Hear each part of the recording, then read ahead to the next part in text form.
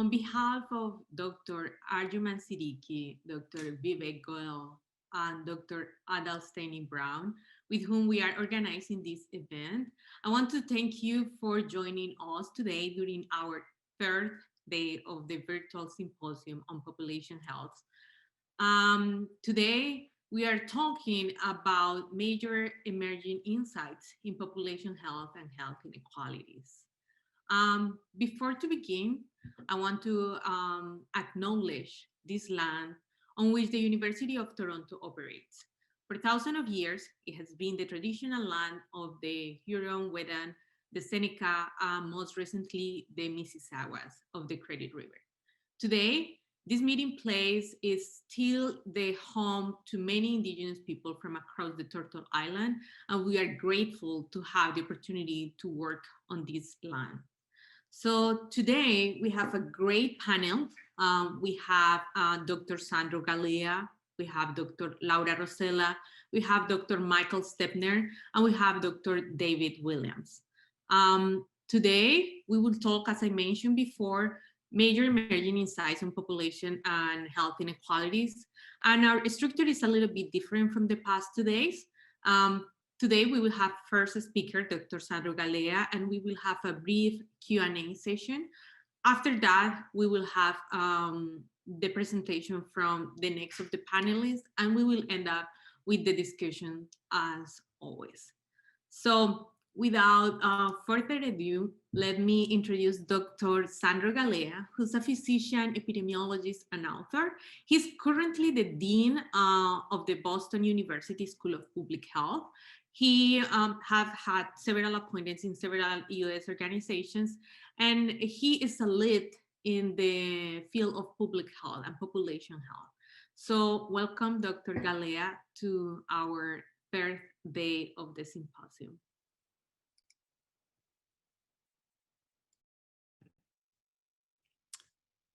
Thank you, Dr. Carvalli. Thank you for having me. Thank you, Dr. Siddiqui, for having me, and to the symposium. It's really a privilege to be here and to share the stage with this wonderful panel.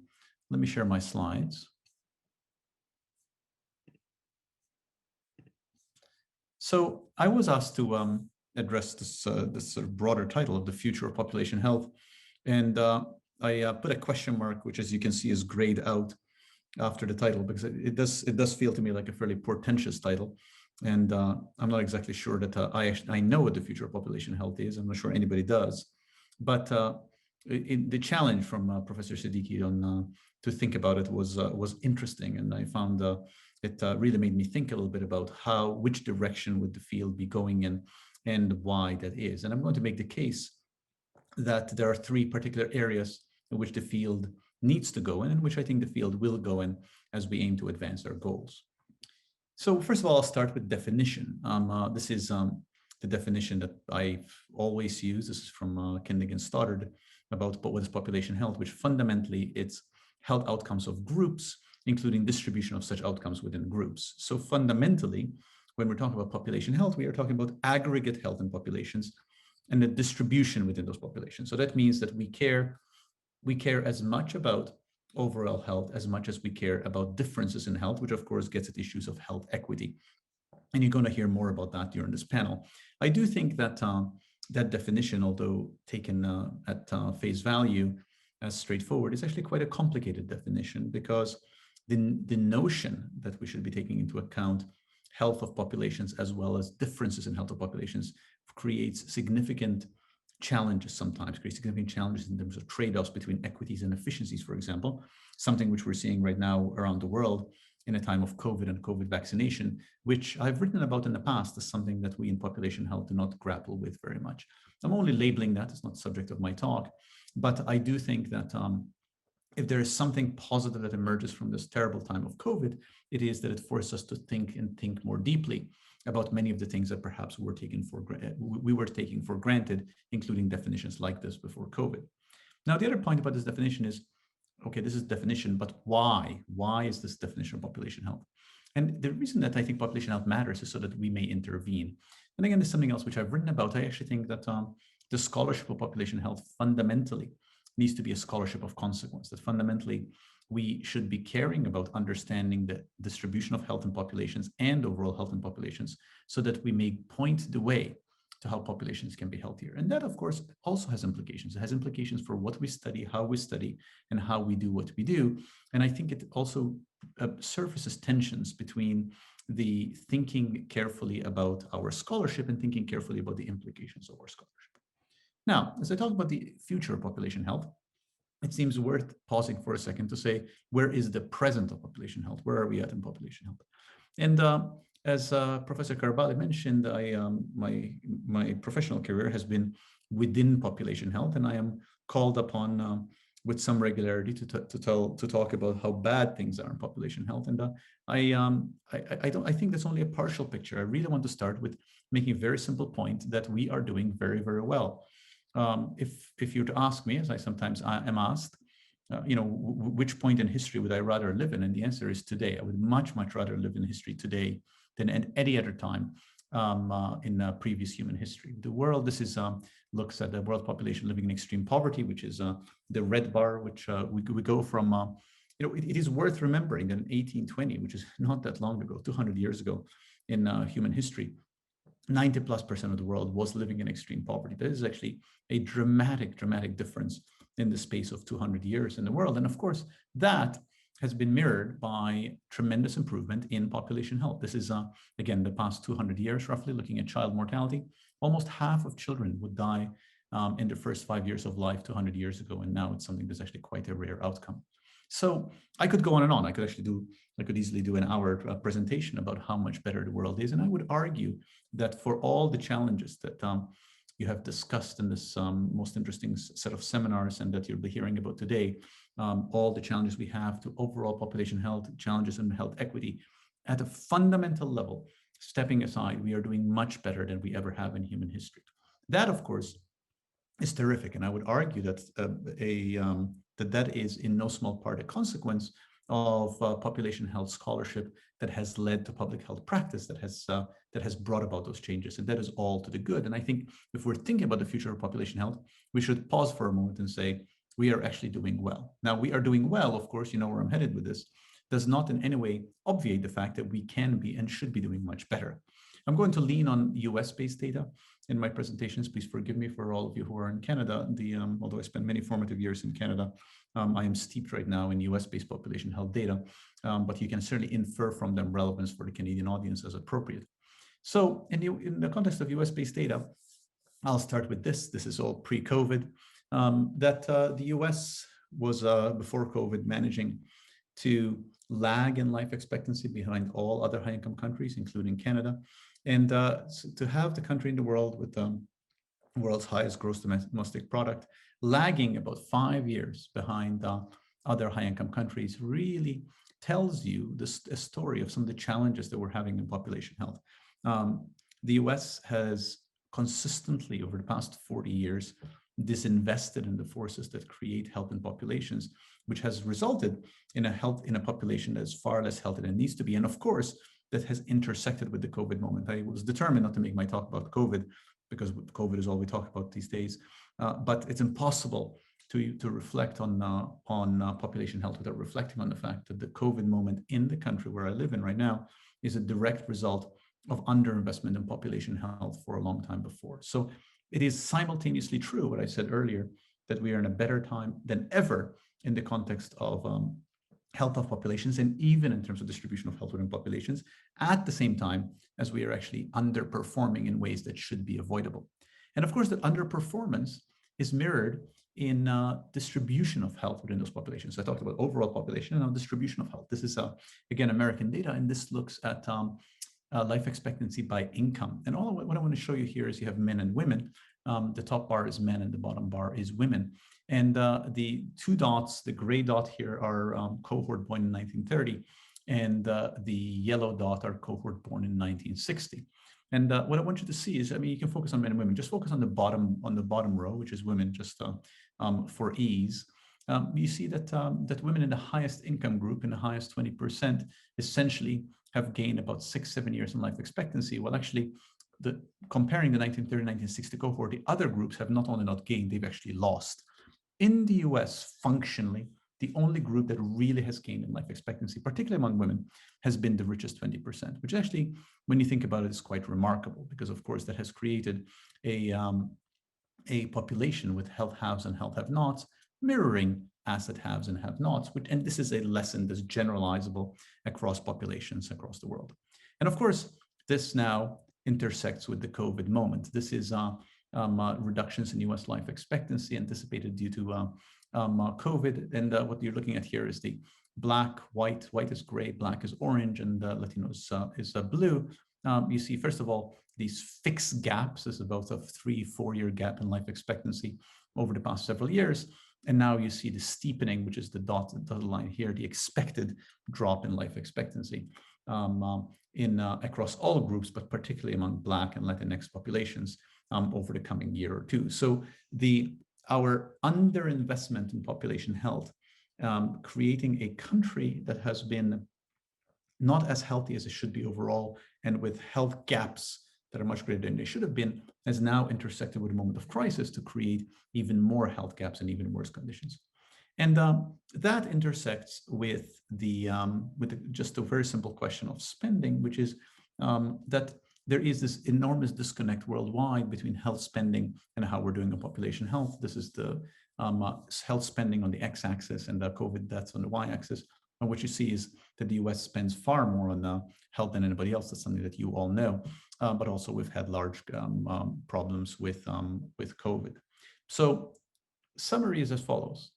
Overall, the health of populations is better than it's ever been, both overall as well as in terms of health gaps.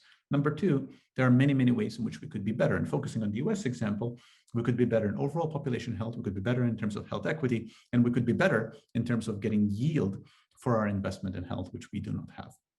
So that's by overall framing. So now, having said that, let's talk about the future. So where does that lead? And what should we be thinking about as we think about population health, recognizing the definition of the health of what population health is and recognizing some of the challenges that we're facing in population health. And as I thought about this a little bit, I thought there were three areas that I thought are important for us to focus on. One of them is social determinants. The other one's about data, and the other one's about decision-making. Because if we think about population health as being the overall health in populations and distribution of health within populations, fundamentally, I think we need to make sure that we focus on scholarship that understands the determinants, data to inform that scholarship, and making sure that that informs decision-making to the end of improving the health of populations. So let me talk about each of these. Let me start with the determinants.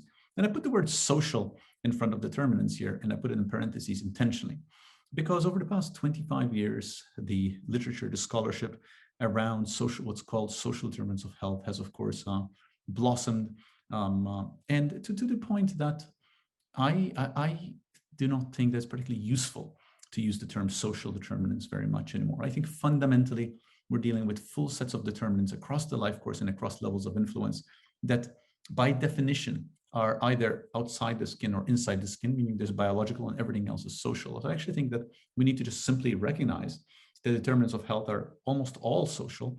There is sort of biological mechanisms that explain how the world outside the skin becomes our health, but fundamentally, we're dealing with understanding the full set of determinants that generate health. I do think that as we look forward to the future, we need to get better at understanding there are two broad ways in which conceptually we can understand these determinants. One of them is across the life course, and the other one is across levels of influence. So fundamentally, this is a very simple life course model that says that over time, over age, poor health is developed through any set of periods in life course, from prenatal to infancy to adolescence to adult life to older age, and that accumulates risk through nutrition, through prenatal nutrition, exposure to violence in infancy, social support in adolescence, employment conditions in adult life, social isolation in older age. All of these are forces that fundamentally shape our life. And a population health of the future needs to once and for all move beyond the static vision of a person encountered at a particular point in their life at age 42 that says, here are their set of risk factors, here's set of determinants, and how do we understand them at the point in time, to really understanding that there is an expansile vision of health across the life course, and that's the only way we really can understand health. And understanding health that way then is, of course, coupled with understanding health across levels, because those forces across the life course intersect with the social relationships, living conditions, the neighborhoods people are in, institutions in which we are in, and the social and economic policies. So a future of population health that understands the determinants to the end of generating better scholarship needs to be longitudinal, looking at health across the life course, and needs to be vertical, looking at the multiple different levels of influence. And that really, to my mind, is self-evidently how we best understand population health and how we best understand population health so that we may intervene. Just to show a couple of examples, I don't think it's possible to understand population health, for example, without understanding income gaps. This is in the US going to looking at income, showing that its income in the richest 20% is the only group in the US that really has grown in income in the past 40 years, which, by the way, maps onto the group that what I showed you earlier, that life expectancy has only grown among the richest 20%, which really matches nicely with income. Everybody else in the US has roughly stayed the same in terms of income, which is really quite remarkable when you think about it. And of course, when you think about income, it's impossible to also think about the assets that fundamentally protect against population health, which manifest in the form of wealth. On the left, you see white families and black families. In the context of wealth, first of all, you see that, I apologize, in the context of income, first of all, you see that income has stayed roughly the same over time, which makes sense, since only 20% have gotten better. But on the right, you see differences in wealth, which are about tenfold differences between white families and black families versus white families and black families in the context of income. I just don't think that we can actually grapple with population health without taking these forces into account. I think fundamentally, dealing with population health as either a cross-section in time or a historic cross-section, or a cross-section that doesn't take into account the full set of forces that shape health, is bound to fall short. It's bound to fall short. It's bound for us not to understand our definition, which is overall health in populations and health gaps in populations. And I use the word ahistoric because what we're seeing here fundamentally is a product of historical forces. This is a map of slavery in the United States in 1860, showing where slaves were most concentrated in the southern United States at the time. And of course, the legacies of disenfranchisement that particular populations, in this case, Black Americans, have faced in the United States for centuries have resulted, for example, in differences in mortality rate. This is mortality rate between Black Americans shown consistently than white Americans, and has resulted in patterns like this. This is the stroke belt in the United States that, as you see, maps directly onto the picture of where slaves were held in 1860. And that maps directly onto patterns of differences in mortality. This is black-white mortality at the younger ages, middle ages, older ages, with black being blue and white being red. So, and I don't think you can understand these forces without understanding the history, without understanding life course, and without understanding the full set of determinants over sets of influences. And all of that, we tend to think of it in sort of in this bucket of social determinants, to which I'm like, it's fine. I actually would prefer us not to use that term, because fundamentally, these are all the determinants. These are all the determinants and the drivers of population health. And you are going to hear more about race from Professor Williams, but just to make the point that that the dimensions of identity that are associated with population health, which in the American context are principally race and socioeconomic position, seldom exist in isolation. They always exist together. And there's multiple dimensions, of course, what intersectionality is about, that we in population health need to grapple with. They actually need to grapple with to understand how these dimensions and characteristics that populations experience ultimately shape their health, as experienced through the life course, as experienced historically, and as experienced over multiple levels. I just want to end with this slide to make that point. This is looks at prevalence of health conditions across census tracts, and just to bring together race and socioeconomic position, for example. There are different conditions here, but just focus on this one, which is asthma. And what you see is here, this is median income, and this is percent of asthma. Each dot is a census tract. So what you see is the more the income, there's a best fit line here. You can see it with your eyes that goes through, results in lower prevalence of asthma. That's overall, which makes sense. Higher income, less morbidity. But then the dots actually have colors, and the more the purple colors, the share of the Black population. And what you see is you have more Black population that's concentrated at the lower income, higher prevalence of disease concentration, really just to show very simply how these various determinants come together. So I think fundamentally, the future of population health needs to be a greater facility and dexterity with incorporating the full set of determinants across the life course and across levels of influence that explain differences in population health, again, to the end of us intervening. So that's point one about the future. Point two about the future is data. Okay, well, to do that, we need data. And it's not so straightforward to actually get the data to be able to answer questions with this kind of sophistication, to be able to move from a deterministic linear form of thinking with one factor X to one exposure Y to recognizing that the production of health looks something like this. This is from the Foresight project from about a decade ago, looking at a full-scale systems map about the generation of obesity and about looking at all the force and all the factors that that feature into it. And the problem with this, one can show this kind of figure to make many points. One can show this kind of figure to make the point that everything matters for everything. As a result, it's all hopeless and we can never actually gain any insight. Or one could make the point that unless you focus on everything, nothing you do is good enough. And I don't mean to make any of those points. I simply want to say that we need to recognize that to get at a vision where we understand the health of populations through the life course and through multiple levels of influence, we need to have data that lends itself to allow us to come up with these simplifications, the necessary simplifications that are useful to understand parts of drivers of population health so that we may intervene successfully.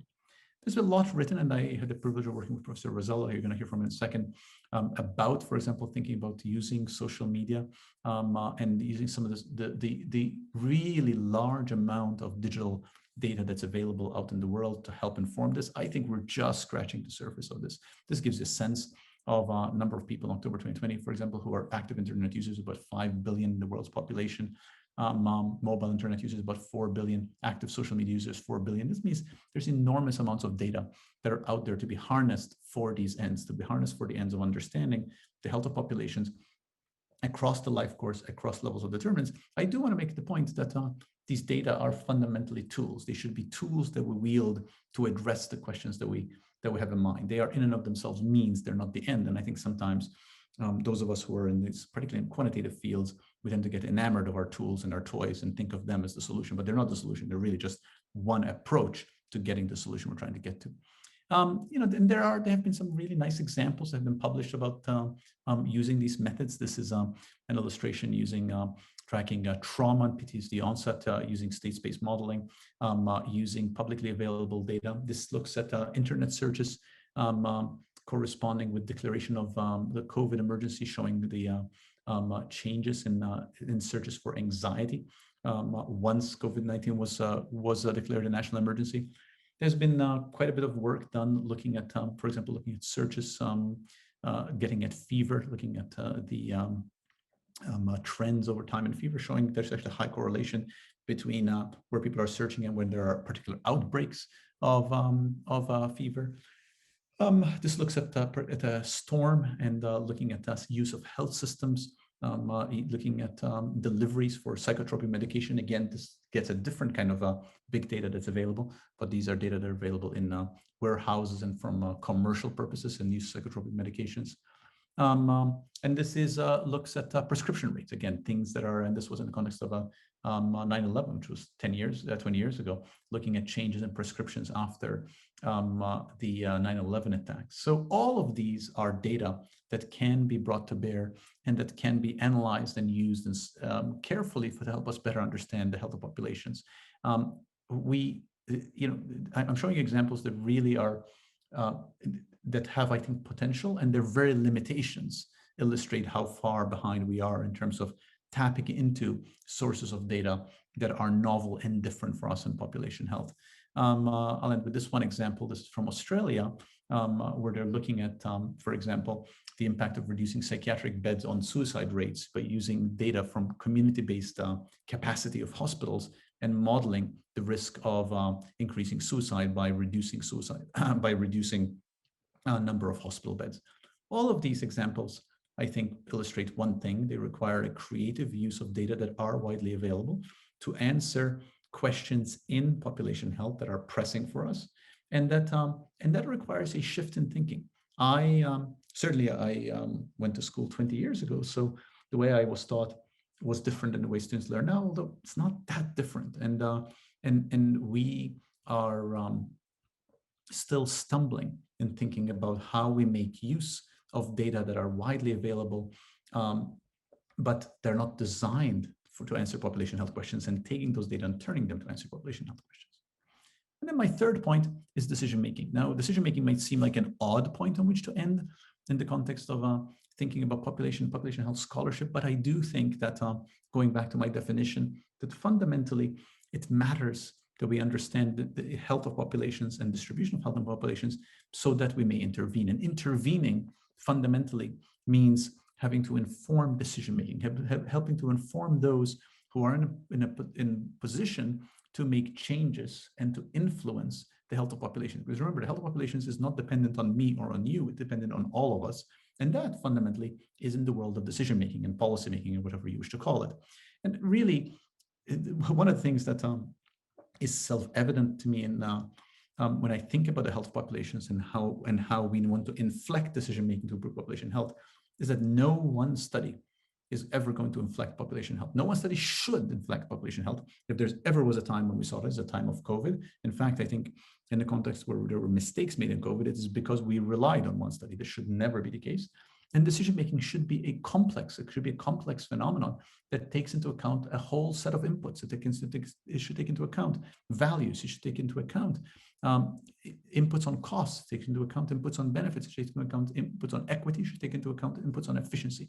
This is simply from a paper looking at use of systems models, which I think actually have tremendous potential in the context of taking into account multiple inputs and data from population health studies to help inform decision making. And that what we're looking here, this is from people from our group, we're looking at how best to intervene after large-scale events to mitigate population mental health consequences of large-scale disasters, showing that fundamentally you need a hybrid approach of stepped care to get at the best way, in the most cost-effective way to actually improve health in populations.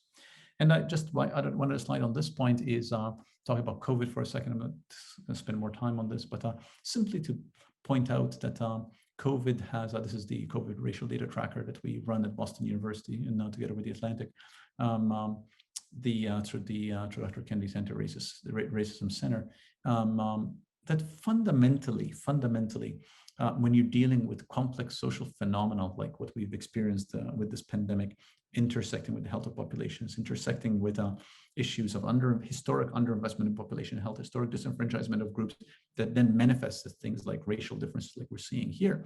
These are complex set of forces that are historic, extend over the life course, involves multiple levels of influence. That's point A I made. B, require bringing to bear data that previously we had not thought of as being of utility. One of the things that we learned in time of COVID, for example, in the US, is actually we had no real good system of actually measuring deaths as intersecting with race, ethnicity, and this was constructed to actually address that problem. And number C, that has to have direct link to decision making. And I think that's where the future of population health is. It is fundamentally understanding determinants in their fullness, using data to address that, and linking to decision making. So I'll conclude simply with just a mention of 4 things, because I've talked in the abstract about the need for determinants thinking, data, using data to address determinants applied to decision making, but tangibly, the forces that we're dealing with in population health that are going to significantly affect the health of populations, I think are forces. There are 4 principally. I think they're urbanization, population aging, and again, I could show you data on all of these, but I think for this audience, you know much of these data. Migration, which is increasing and accelerating worldwide, and climate change. I think urbanization, population aging, migration, and climate change are going to be 4 forces that are going to be meta forces that influence population health that I think will challenge us to thinking about determinants in the most productive way possible, thinking about using data to address those determinants, and making sure that those inflect decision making to create better population health. I'll end very quickly. A lot of this thinking is thanks to this commission that I have the privilege of leading, which is Rockefeller Foundation, Boston University Commission on Health Determinants, Data, and Decision Making. There's a picture of our website, and you can actually find much more sort of thinking behind what I just presented there. I will stop there. Thank you for having me. I'd be delighted to take questions. Thank you, Dr. Galea, for such a nice presentation. It was very illustrative. I really liked your points about, before moving forward, defining where we are at the present moment. You talk about the intervention, you talk about how do we call those determinants, not only social determinants, And I think that this is a very important topic because lately we have heard about like commercial determinants of health or other type of determinants of health. So I think that by calling them just determinants could be an interesting approach, and it will be nice to hear what the audience thinks about it. I really like the point about identifying what are we doing well at this point and before deciding where are we going to move forward. And I have two questions from the Q&A. First, I have a question from Dr. Ghazi from Bangladesh, asking about how it was calculated extreme poverty in 80s in 1820. The person is asking what indicators were used to measure and calculate the difference over years. I have another question from in the chat that is about black-white disparities in mortality, and if it's the same in the richer groups. And we are having more questions on the Q&A, so I will give this to first before continuing. Yeah, in terms of the extreme poverty, I mean, it's calculated in a fairly standard way across time, which is looking at assets and assets in different countries. There's different ways of looking at income and assets in different countries, and looking at people who actually are under some level of assets. So if anybody's interested, I have the citation in my slide where one can go to that. The other question, sorry, I may have forgotten the other question. It was about about black and white. Oh yes, in the richest group. Yes, it's a great question. Yes, so black-white differentials in the US persist across all groups. So actually, I could show you data around black-white differentials at different levels of income, at different levels of education. So yes, they persist across all groups, both in terms of health, but also in terms of the fundamental assets, in terms of assets of, for example, wealth and the assets that are determinative of there. And I think Professor Williams is going to talk about this, so I don't want to spend too much time on it, but I think we need to be careful to make sure that we don't sort of get into identity essentialism about these things, because fundamentally black-white differences are reflecting differences in assets and differences in socioeconomic conditions, differences in life course, differences in history. So all these forces are accumulating. They are not fundamentally linked to phenotypic difference, which is negligible genetically, but they are linked to the full set of social experiences over the life course and over generations. Thank you. I have another question in the chat, and is how does political structural forces affect decision making, such as neoliberalism or other social justice movements? Yeah, it's an excellent question. I think if you take my the framework that I showed, where I said that we need to think of determinants as across the life course and across levels of influence, and I was using George Kaplan's framework for thinking about across levels of influence.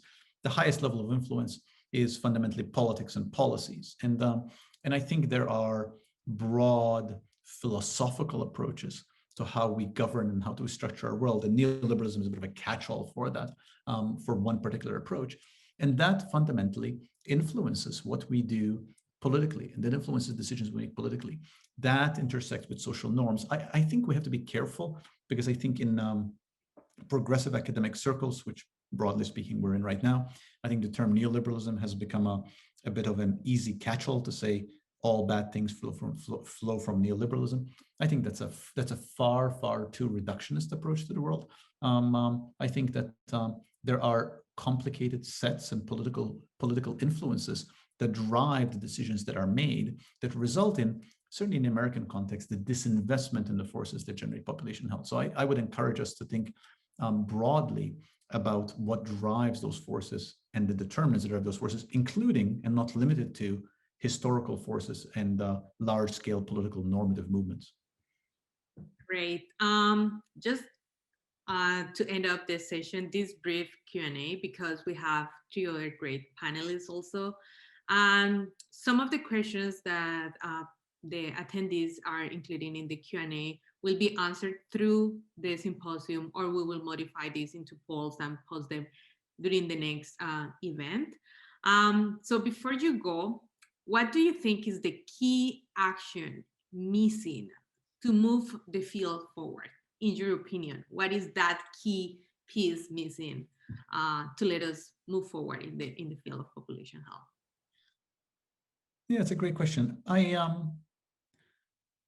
have a great confidence in our capacity to push the boundary forward if we think deeply enough and we are willing to allow ourselves to move forward in terms of our cascade of thought. So I actually feel like this is all about how we think, and it's all about creating then the conditions for people to generate scholarship and innovate ideas in how we think. So I was intrigued by this symposium, and I'm grateful to the Dalla Lana School and to Professor Siddiqui for spearheading it, because it is an effort to say, how do we think, and how do we think more productively? How do we think better? How do we look forward in our thinking? So I'm not sure I'm saying it's what we're missing. I'm saying I think what we need to do, and I think what we need to do is we need to keep challenging our thinking forward. And I do think that we are, we are at a perilous moment on that, because I do think there is a temptation in this moment where there's a lot of things that can make us angry. The perilous moment where we can think that the answers are easy and the solutions are obvious, and we just need to do one thing X and everything will be better. And I just don't think that's true. It's never been true in history. It's not true right now. And we owe it to ourselves to recognize that this requires thinking carefully. When I say the determinants of health extend over life course and across levels of influence, that sentence hides behind it enormous complexity in terms of how health is generated. It suggests the need for a lot of complex data, and it suggests that there are a lot of complex trade-offs in making decisions that can improve population health. So I think it's really about thinking deeply, thinking harder about what we need to do, and making sure that we're guided by values that I think go back to my original definition. What is healthy populations? That we have a strong commitment to the value of healthier populations and to not having health gaps. That's fantastic. Thank you so much. And I will just introduce now our next speaker, Dr. Laura Rosella. So Dr. Laura Rosella is the principal investigator and scientific director of the Population Health Analytics Lab. She's an associate professor at the Dalla Lana School of Public Health at the University of Toronto, and she holds a Canada research chair in population health analytics. So welcome, Dr. Rosella. Thank you so much for having me. I'm just going to pull up my slides. Just 1 second.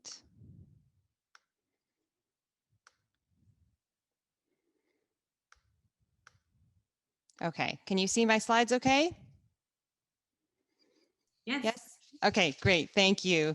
So I want to start off by just thanking Dr. Siddiqui and Dr. Karabali for organizing these sessions. I can't tell you how much I've enjoyed them, and frankly, how much I needed them. They really are bringing us back to the grounding of what population health is, and they've been tremendous. So thank you. I'm also honored to be alongside such esteemed panelists and speakers today. So I'm going to talk also about some of the future directions in population health. And my goal today is to give you a little bit of the Canadian perspective. And I am going to focus on the future by looking at these 4 questions as a means by which to talk about where the future is going and where we might need to focus. And I'll go through these each questions one by one. But I wanted to mention that I'm going to be using data to be illustrative. So the goal is not to be comprehensive on every possible aspect, but to illustrate based on data what we're learning. And you will see some national data, but I'm actually going to focus more on provincial and local data, and there's a reason for that. In my lab, what we do is we use population health data to help inform decision-making to try and make a change. And I believe that that actually happens most importantly and most effectively at the local level. And so the need to have local level data to inform those insights and to understand the distribution is critical. So you'll see a lot of that in the talk. So let's get right into it. And so the first question is about, the quintessential way we measure population health, looking at mortality and morbidity. What does our data tell us, and what does this mean going forward? So as we saw earlier, some successes, if you look at this at the macro level, we see reductions in premature mortality. I focus a lot on premature mortality, death before the age of 75, as it is a robust indicator of population health. The reason being that many deaths that happen before the age of 75 are amenable or avoidable, either through focusing on the determinants of health, through public health interventions, or through access to effective medical care. And this is, just one example in one province, and there is a however statement, and the however statement is what we need to think of moving forward. That is, first of all, in relation to the world, Canada in general is what we call incredibly average with respect to the declines that we're seeing. So the declines are happening, but in fact, we are not the top. We are middle, maybe even a little bit below middle of the pack, and there's definitely room to grow. And we can talk about why that is.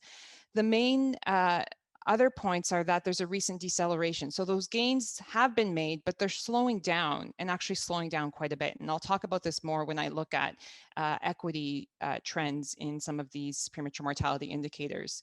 A lot of variation exists. We heard from Dean Galea how important it is to think about variation. I'm going to illustrate that through a couple graphics. And of course, the burden of chronic diseases is high and increasing. And one example of that, when we take every death that's ever happened in one province in Ontario, this is an example of that, and we look at the burden of multi-morbidity. So not just having a particular chronic disease, we have lots of chronic disease prevention strategies that are focused on one disease at a time, not sufficient anymore when the vast majority of individuals are dying with 5 or more chronic conditions at the time of their death, and experiencing these conditions over their lifetime. And I'll talk more about the variation in these trends in the next section. So speaking of variation, these are, this is work led by Catherine Liang from our lab looking at premature variation across Canada, and there's a lot. So we have regions in this country where premature mortality is high and increasing, and very low. And this is reflected locally. This is within one province under one universal healthcare system. We see major variation in, again, an indicator that is amenable to some population health interventions and action on the determinants of health. So that's telling us something. And when we look at our policies and our population health directions, focusing on why and what underlies this variation is critical. We do this in health services research. We do this when we're trying to benchmark how our healthcare system is doing. And when we think about it from the population health perspective, as was mentioned, it's quite a bit more complicated. This is another way to visualize just from the local level how much it can vary within one province, within one health system. And the most important piece is not just that the values themselves, the indicators are varying, but the change is varying. So you have regions in this one province that have reduced premature mortality by 30%, greater than 30% in 2 decades, and other regions in the same province that have stayed the same or even declined. That's astounding change and variation of a very important population health indicator. And the little map is also change, reflecting how much it's changing across the country differentially. So the answer is of yes, we've seen improvements. Mortality has fallen, but we're incredibly average compared to peer nations. The benefits are not being shared by all, and I've only showed you geographic. I'll show you socioeconomic in a moment. And we have a very high burden of chronic diseases that continues to grow, despite calls for action on chronic diseases or non-communicable diseases for decades. We're failing to make progress. So hopefully we can get into why that is. So next, I'm going to move us to the equity question, which you're going to hear a lot more about from Dr. Stepner. We've already heard a little bit about, but again, I wanted to just give a little bit of the local flavor. And the question is, are our health and social systems actually reaching those who need it? And I just want to, before I present the data, reflect on a commentary that Sir Michael Marmot put out last year, really remarking on these trends that we're seeing all over the world. And yes, we are seeing them in Canada as well, to some extent, and I'll show you that data. This idea that falling life expectancy and rising inequality are twin indicators of a society in trouble, and that these inequalities are fundamental to our society, and they're telling us something, and we must listen. And so that's the call to action about what we're going to do, and really the focus of population health moving forward. Likewise, I don't want to focus completely on COVID, but of course, we're all in the moment now. And I'm showing a phenomenon that we are seeing around the world, and we are seeing in Canada, and we are seeing in this province where we are right now. We're seeing in the city we're in right now, and that is disproportionate burden of COVID among those living in lower socioeconomic areas. There's lots of indicators that we could show this graph. The point that I want to make here is that they are persistent. We now had 2 waves of COVID, a very similar pattern. It's the persistency of these trends that I think are the future focus for population health. And this is just stepping back, looking nationally. We actually have very little individual level data linked to population health outcomes in Canada. So that's something maybe we could talk about in the panel. But this one, a really nice study done by Dr. Siddiqui, led by Dr. Shahidi, looking at individual level income and how it relates to premature mortality, seeing persistent gradients in terms of those that have the lowest income having the highest level premature mortality, and how that's changing over time. So let's drill down locally again. The key point here is that, again, the persistence of those gradients, it almost looks artificial when you look at this graph. How could they actually, those lines be so separated like that and barely changing over time, again, over 2 decades? And the most important perspective on this from my point of view is the change that's happening. So we see greater reductions in those in least deprived groups compared to the most deprived groups. And of course, when that happens, the inequities are going to widen over time. And you can measure that on the relative scale. These are relative indexes of inequality over time. You can see those are increasing. And in fact, actually, we should be thinking about relative and absolute inequities all at once in the context of a falling premature mortality rate. And here, just acknowledging Emma Bouijidi for creating this wonderful figure, adapting the visualization proposed by Blakely and all to try and understand all of these things happening at once. So what are all these things telling us? Well, they're telling us, at least in this province, and again, similar mirrored in Canada, that we are seeing increases in relative inequalities in premature mortality over time. That's why it's going up. Increase in absolute inequalities also going up. And mortality actually stalled, reduction stalled in recent years, and this is a bit more pronounced. So ideally, from a policy perspective, from a population health perspective, we want to be going southwest. And the direction that we're going when we can consider all these things together is not that direction. And these inequities, I mean, we can unpack these for hours, but just to highlight a few of important influences of how complex this is when you really drill down into populations. Premature mortality has been consistently higher among males compared to females with sex variables that we have. We don't have access to gender variables in our particular data set. And this has been a phenomenon since the beginning of tracking these inequities that we've seen. But in more recent years, what we're seeing is that high income males are actually achieving lower premature mortality than low income females. That those influences are so strong, they're overtaking a very persistent sex difference that's been seen for a long period of time. And of course, the inequities also vary by place. And so when I work with local decision makers, and even if it's an area that looks like it's doing well, they've reduced premature mortality by 20 or 30%, but they actually have some of the widest inequities, for example, in the province. Well, what's happening there? And when you work with the decision makers, they'll tell you about the social policies in the neighborhood, the history of how those regions were settled, the policies that were implemented at the local level that are influencing that variation. And lastly, just commenting on socioeconomic gradation on chronic disease. I've made a point to mention that we have an increasing and high burden of chronic diseases, and it's a key issue for population health. And of course, these are also socioeconomically patterned.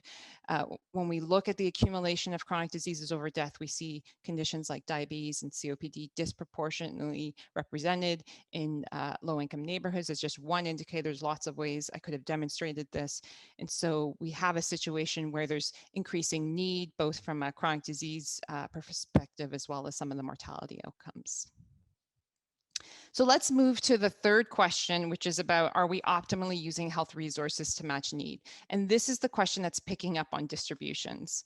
And this is something that's near and dear to our heart in the lab, because this is what we try and do. We take dimensions of risk and we try to be as broad as possible about thinking about risk.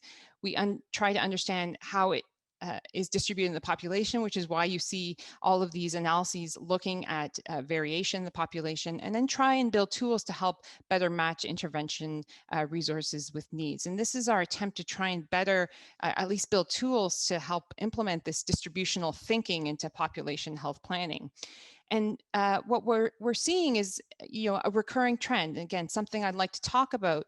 Dean Galea also mentioned this. It's so critical to what we do in population health, but it's not reaching the implementation side. So where's the disconnect, and what can we do to address it?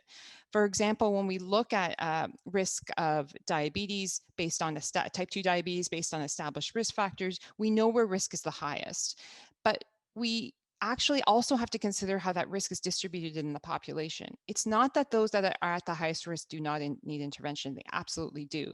But we tend to laser focus on that group and forget about the supports that are needed in the rest of the population. And that's why we don't have population impact with some of the interventions that we're thinking. This is also true for some of the work that we're doing to look at the impact on health systems. So we work a lot at the intersection between public health and health systems. What we see in our acute care hospitals actually is a reflection of what happens in the population and in the community.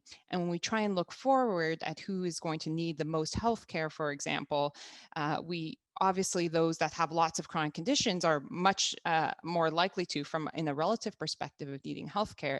But and that's where all the action goes, and it's important action because they need good quality of care. Their care is complex. They need integrated support. All that needs to happen. But look at the other part of the distribution, where there's individuals with 1 or 2 chronic conditions who would benefit from prevention, from support, and this can come from in the form of social support, as well as particular interventions for chronic diseases, and combined together is how we have population impact. So the challenge that I'm putting forward here is that, of course, we're challenged still on how we think about risk in terms of how we measure it. We are really challenged with thinking and executing distributional thinking in population health planning. In simply saying we have a tendency towards high risk approaches. Yes, Jeffrey Rose told us this, over 30 years ago, but there's still a bit of a disconnect. And I think that's why we continue to see some of the persistent trends that we are seeing. So it'd be great to discuss with everyone how we can have action that actually reflects distribution of risk in populations. And so the last question I want to ask is, are we actually supporting community well-being beyond the absence of disease? Again, not a new concept. We have defined in public health, we pride ourselves in saying that health is not simply the absence of disease, but the actions are overwhelmingly disease focused for the most part, or we're having trouble connecting it to decision makers on how we make those changes. And so to illustrate this point, I wanted to mention some of the work that we've been doing with broader measures of well-being, like life satisfaction. And when I say life satisfaction, I want some of you know this concept well, some of you might have not have heard about it. And I want you to think beyond, it's not just about happiness, it's actually a deep concept rooted in the factors, the relationships with your community, your family, your perceived control in your life, your sense of purpose. So it's shaped by all those fundamental and strong factors that we heard about in the previous talk. And when we take a concept like life satisfaction and we link it to future health outcomes, death and chronic disease and avoidable hospitalization, healthcare costs, all the things that we measure on our health systems, we see very strong, persistent relationships. And these data are really giving us a clue about how we possibly might achieve population health. That is an approach that focuses on the factors that allow citizens to flourish in their communities. And that will have an impact on changing the health trajectories of our population and what happens in our acute and our healthcare systems. So what am I actually talking about here? Well, if you look at countries that achieve high levels of well-being or life satisfaction, and again, just acknowledge John Hallowell, who leads the World Happiness Report and curates an amazing amount of data on this. What do we notice? Well, we notice that these countries or regions have a strong sense of freedom. Their citizens have a strong sense of freedom. There's a sense of generosity.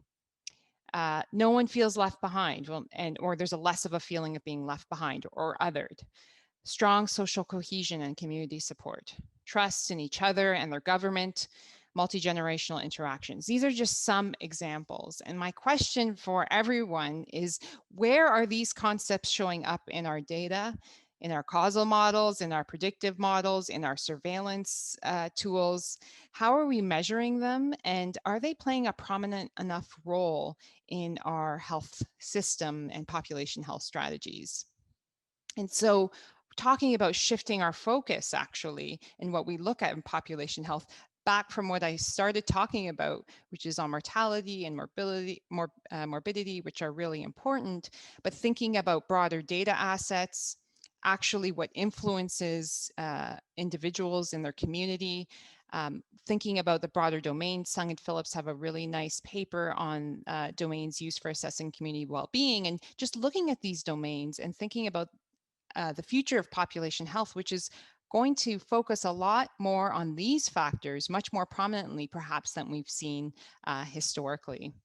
So that's the last insight, focusing on community wellness, a flourishing society, centering on communities, all of this having new perspectives for the policies we develop, for measuring population health, maybe the interventions we design and what we study. So I hope that in this time I've given you some food for thought on some of the future directions of population health, anchoring it in some of the data that we see here locally. And just to summarize some of the ideas that I hope we talk about. And again, these are all very complicated ideas. Putting them up here, I want to really acknowledge Dean Galea's point about how this is complex. And I think the rubber hits the road on the implementation side of these concepts, but really thinking about dedicated and ambitious goals for prevention and equity. Although we've been talking about the importance of prevention for a very long time, it's still underinvested overall when we look at our health systems and we look at our general policies overall. So what do we need to do to actually nudge that forward? We have very striking, in my opinion, relative and absolute health inequities in Canada that are increasing. And we have to listen to what that actually means. And that does not mean tweaks. That means pretty major action on things like income redistribution, addressing structural factors like racism and colonization. This will take a lot of effort and dedication to actually start addressing some of the signals we're seeing. Of course, thinking in terms of distributions, my biggest concern is when we fail to do this, not only do we not have population health impact, but we can actually increase health disparities by targeting interventions only at a subgroup of a population and leaving other groups behind. So we might be actually contributing to the increase of these disparities. And finally, focusing on flourishing communities. And with this mindset, we are thinking maybe differently about population health. We're thinking about how we build our cities and our communities. We're thinking about the policies and legislation and the supports to create the conditions for all citizens to thrive. And this, as was mentioned earlier, means we actually need to start thinking about data in a completely different way. So I want to thank you again for the opportunity, really look forward to the panel discussion, and I want to acknowledge the amazing members of the Population Health Analytics Lab. You saw many of their names sprinkled throughout. I have the honor of working with a really creative and dynamic team of research staff and trainees who are going to bring these ideas forward in ways that we've never seen before. So I just want to thank them for all their contributions. Thank you, Dr. Rosella, for such a nice presentation. It was very informative. It's good always to have our own view from the Canadian perspective as well. I really appreciate how you link burden of disease, then inequalities, then systems research, and then finally, like what can we do to take some action. Thank you for this. And now I will welcome our next speaker, Dr. Michael Stepner. Dr. Michael Stepner is a postdoctoral fellow at Opportunity Insights at Harvard, and then he will be an assistant professor at the U of T at the University of Toronto this summer. His research examines the relationship between health and economic inequality, with a focus on how public policy can improve the health and financial security for low-income populations. So welcome, Dr. Michael Stepner. Thank you very much. It's really a pleasure and an honor to be joining a panel who have been thinking long and hard about these issues throughout their careers. And my talk is really going to draw on two elements that Dr. Galea and Dr. Rosella emphasized throughout their presentations. The first being the importance of understanding the distributions of, in my case, both health and economic resources.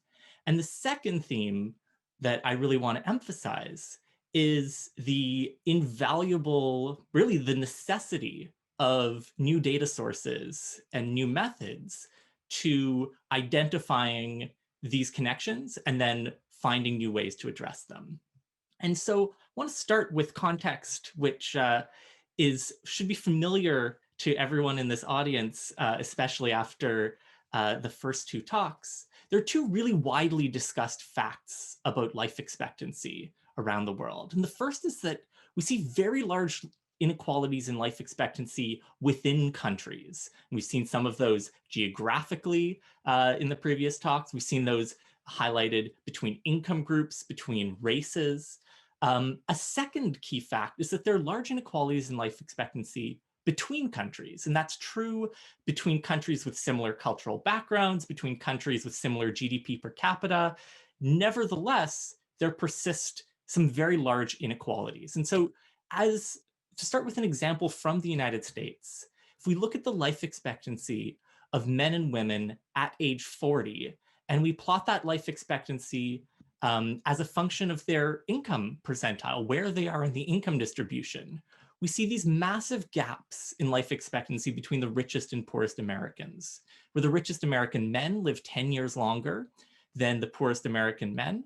The richest American the richest American men live 15 years longer than the poorest American men. And for women, that gap is 10 years. And to put that in perspective, the gap in life expectancy between a lifetime smoker and someone who's never smoked a cigarette is 10 years. So these are extremely large gaps within a single society.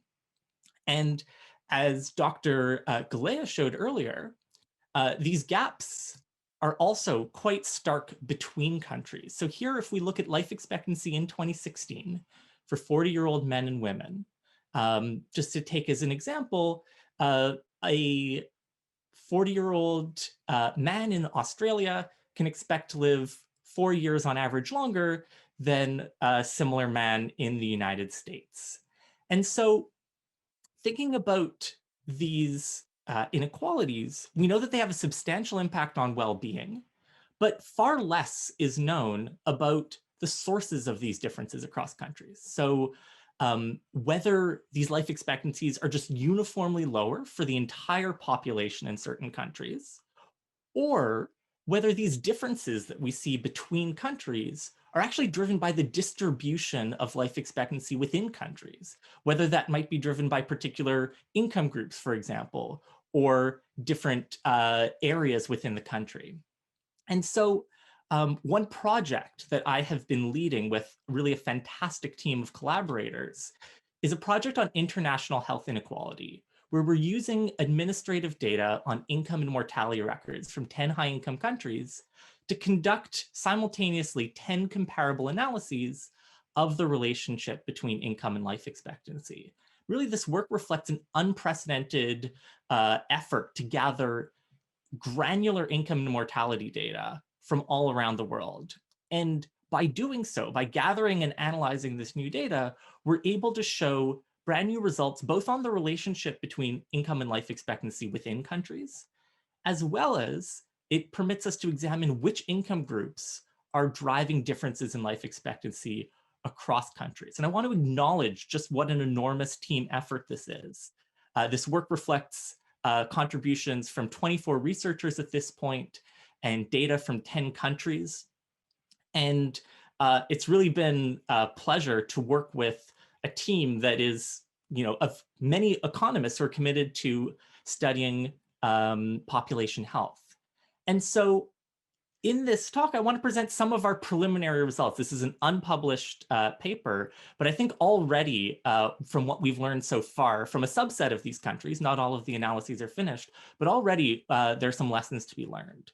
And so if we look at 4 countries, the United States, Netherlands, Norway, and Sweden, and we plot the life expectancy of men at different points in the income distribution within these countries, a stark pattern emerges where the United States sticks out as an outlier, as it so often does. But that's not true at all income levels. That's particularly true for low-income Americans. So if we look at that gap for people at the 20th percentile of the income distribution, so really lower income Americans, the gap between their life expectancy and the life expectancy of people at a similar point in the distribution of peer countries is actually 3 years. And as context, recent studies argued that if we were to eliminate cancer as a cause of mortality in the United States, life expectancies would increase by 3 years. So this is a massive difference in longevity for low-income Americans. Now, for middle or high-income Americans, that gap starts to close and America starts to look just like its peer countries around the world. Now, here we're looking at men. We can do the same analysis for women and find a similar pattern. We have a much larger gap in life expectancy. Really, the US stands out as an outlier at the bottom of the income distribution. If we add more countries to the analysis, I'm going to add some in dashed lines to reflect the really preliminary nature of these analyses I'm showing you, but really the consistent pattern stands out, where if we add Austria, Canada, and Taiwan, countries from Europe, North America, and Asia, altogether, these countries look quite similar to each other, but quite different from the United States. That's true for men, and once again, that remains true for women.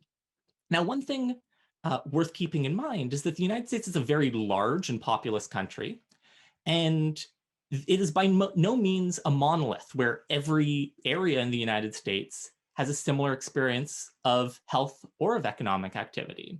And my prior work with a set of colleagues in the United States studied the variation across areas in the United States in the life expectancy of low-income Americans. And so we can see that on the coasts and in the Western prairie states, low-income Americans live much longer than in this Appalachian and southeastern area of the United States, where life expectancies are much lower. And so one question to ask is, how do these different areas within the United States compare with peer countries?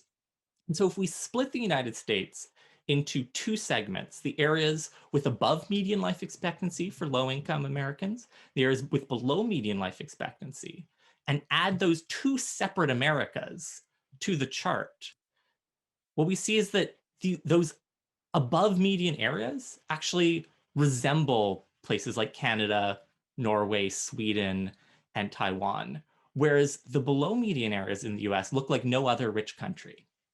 That's true for men, and once again, that's true for women. And so this new data really facilitates a new magnifying glass on where the gaps in population health emerge within the distribution of socioeconomic status, which can help to inform where these interventions most need to be targeted. So if we think about how do we close the gap in life expectancy, where the US spends more on health care than any of these countries that are on the chart, and yet achieves poor outcomes on average.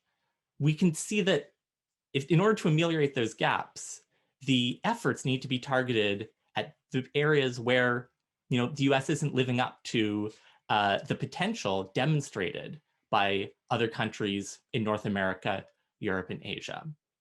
Now, changing gears, when we think about illnesses and how these are distributed across the income distribution, this correlation also reflects a causal impact, a causal connection between people's health and their economic status.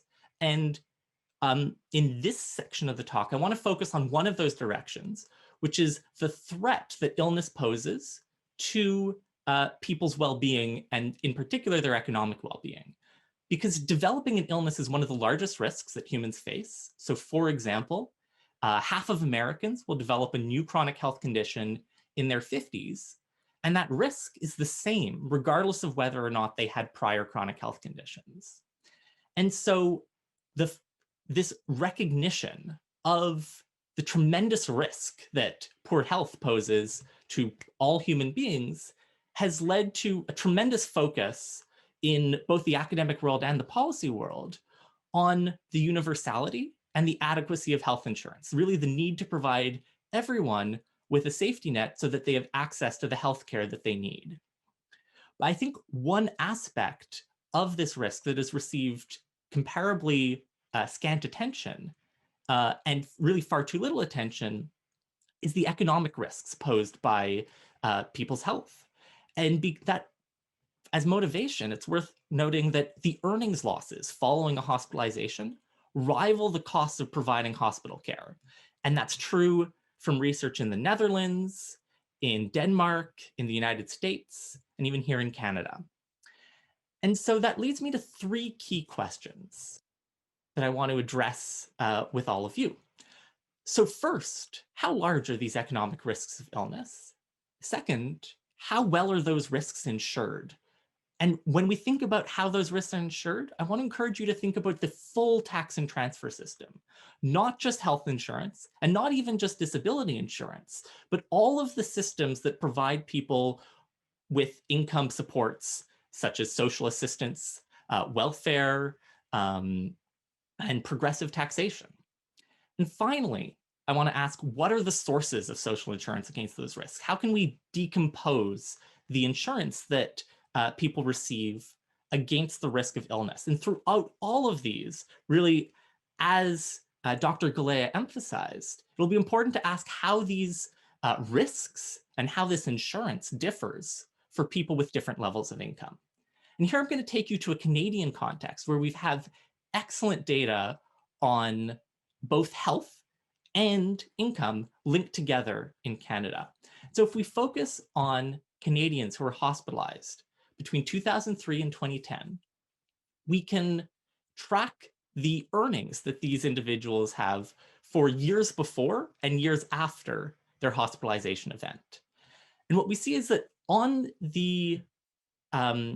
in the year where an individual is hospitalized, their income declines by approximately $4,000 and remains lower for the subsequent 5, 10, 12 years. We actually see no recovery on average in individuals' incomes after a hospitalization event. Of course, some of this is reflecting some people recover quickly, some people have continuing declines in income, but on average, hospitalizations lead to large and persistent declines in people's economic resources. But of course, this is just their earnings, what they earn in the labor market. The other key source of income is the set of safety net programs provided by the government, both explicit safety net and the implicit safety net provided by progressive taxation and other forms of redistributive transfers. And we can actually go to the tax data and decompose the sources of insurance that people have against these economic risks. And what I find is that social insurance in Canada shrinks the share of income lost after a hospitalization event by 60%. So their income loss after tax and transfers is 60% smaller than their income loss before tax and transfers. Now, a good deal of that comes from disability insurance, but more than half of that insurance comes from redistributive transfers, So here we're thinking about social assistance and other means-tested programs that provide people with income that are not specifically targeted based on their health. These are economic programs that provide tremendous insurance against the income losses that follow illnesses. This final portion comes from progressive taxation, the fact that as your income falls, you pay less in taxes. And so that decline, the fact that you're able to pay more taxes in the years where your income is high and pay fewer taxes in the years where your income is low, also provides insurance against the possibility of your income falling. Now, here we're looking at the average effect, right? We're looking at, on average, income falls by $4,000 following a hospitalization. On average, 60% of that is insured. And in the last portion of this talk, I really want to highlight the distributional effects, because I think that is both where the rubber hits the road in population health and in economic health, in understanding how both forms of health differ within populations. And so in this next slide, take a little bit of time to explain how I construct this. What I'm showing is how hospitalizations shift the distribution of income growth downward. So along the x-axis, we're looking at the percent change in people's income post-hospitalization during those 5 years after a hospitalization relative to the 5 years before hospitalization. And to the right of 0%, you see a decline in the probability of people experiencing income growth. Of course, most people over the course of their working lives, their incomes are growing. But if you're hospitalized, your incomes are less likely to grow. They're more likely to shrink. And here we're looking at the distribution before taxes and transfers. Now, I can then plot the same distribution after we take into account the disability insurance benefits that people receive. And so this social insurance compresses the distribution of income lost a little bit. I want to highlight, really focus your attention on the risk of catastrophic income losses, which, just for the purposes of providing a clear definition, let's think about losses in income that exceed 50% of your initial income. And really, hospitalizations are increasing the probability of these catastrophic income losses by 4.2 percentage points before the tax and transfer system has any effect, and still by 3.4 percentage points after people have received disability insurance benefits. I'm going to hold that distribution up on the slide after disability insurance benefits. And now I'm going to add the distribution after the full set of redistributive transfers and progressive taxes. What we see is that really redistributive transfers provide the key source of insurance against catastrophic risks, where you see this large shift in the mass of people who are experiencing catastrophic income losses toward more moderate income losses, where after the full set of taxes and transfers is accounted for, only 1.5% of people are experiencing losses more than 50% of their income. Now, this is still looking at people who started from high incomes and people who started from low incomes. So finally, I want to ask how the risks of hospitalization and the insurance against those risks differ for people at different starting points in the socioeconomic distribution within Canada. And so if we split the population into deciles, we see just popping out extremely starkly that the income risks from hospitalizations are tremendously concentrated at the bottom of the income distribution. So individuals with low socioeconomic status are both more likely to experience an adverse health event, to experience an illness, catastrophic heart attack or a stroke or cancer. All of these, pretty much every source of illness is correlated with low socioeconomic status. But that it's not just the higher prevalence and higher incidence of illness that afflicts people with low socioeconomic status. They're also more likely to lose large economic resources following an illness. Basically, their economic status is more precarious. And really, the disability insurance system in Canada does very little to change that distribution. Even after we take into account the disability insurance that people receive, low-income Canadians are far more likely to lose income and lose far more income following an adverse health event. the key source of social insurance against this health risk for low-income Canadians is the redistributive tax and transfer system. And so I think this calls on population health researchers to broaden the scope of their policy advocacy, where it's not just health interventions, as everyone would agree. And moreover, it's not just economic interventions targeted at poor health, but actually the entire distribution of income supports is crucial to providing people with a safety net against the catastrophic risks that people face from disease. And so when we think about how the insurance value of the government tax and transfer system is distributed across the income distribution, redistributive transfers generate more than 80% of the total insurance in the bottom income quintile. And moreover, redistributive transfers generate more than half of the insurance that people receive at all income levels. And so this form of redistribution is absolutely critical to providing people with a safety net. And I want to conclude, I think what this work highlights is both the ability of new sources of data to highlight and examine distributions that were difficult to examine with, for example, survey data or with surveillance data, really these administrative sources of health and economic data allow us to zoom in far closer on these distributions, which is essential to this type of population health research. And so when we think about the future directions of this work, thinking about the new ways we might be able to connect population health with economic health, I want to highlight three. The first is examining the factors that are driving national and international health inequality. And these non-comprehensive lists would include health behaviors, disease burdens, income inequality, and transfer policies. And I think our goal in doing so should be to guide policy interventions that reduce inequalities in health and longevity, and then use this data to evaluate those interventions on an ongoing basis, so as to continually improve those types of interventions with the goal of improving these distributions. A second focus of research, I think it'll be important to understand the economic risks in social insurance of specific diseases.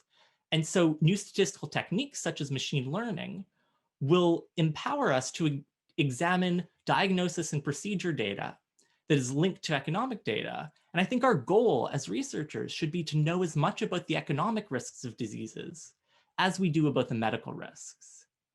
And finally, I think we are going to be able to unpack to a greater degree than has been previously possible the causal chains that occur between income, socioeconomic status, and health. And so one example of this is new data will enable us to link welfare and tax reforms with inpatient, outpatient, and prescription data. And I think our goal here should be to model the feedback dynamics between health and income. Of course, there is a large literature already focused on the effects of health on income and the effects of income on health. And my view, as I see burgeoning sources of data on this, is that existing literature, large as it may be, is only the beginning. And so on that note, I just want to thank all of you for joining us, and thank Mabel and thank Dr. Karbali and Dr. Siddiqui for organizing this tremendously exciting symposium. Thank you. Thank you, Dr. Stebner. This is a really nice presentation, very informative on the economics. I really like the terms that you use, the economic cost of illness. I think we are in the pathway to work more in collaboration with economists. I really like the information that you provide about the shrinkage in the income for Canadian population after any health event. So now I would like to invite our next speaker, Dr. David Williams, who's a professor of public health and the chair of the Department of Social and Behavioral Sciences at Harvard. He is also a professor of African and African American Studies and Sociology at Harvard University. Dr. Williams is an internationally recognized social scientist focused on social influence of health. Welcome, Dr. Williams, and the floor is yours.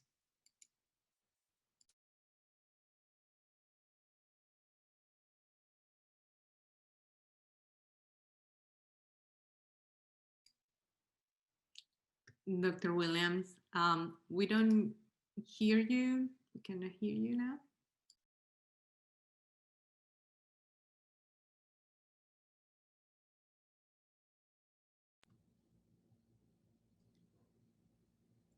Okay, all right. Okay.